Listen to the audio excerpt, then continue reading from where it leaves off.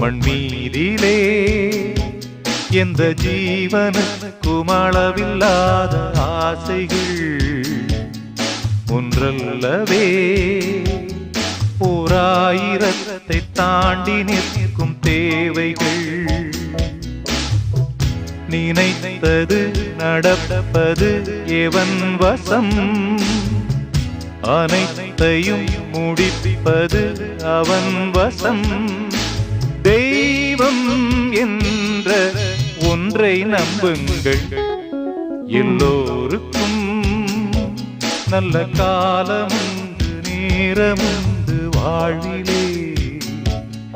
எல்லாருக்கும் நல்ல மாற்றமுண்டு ஏற்றமுண்டு உலகிலே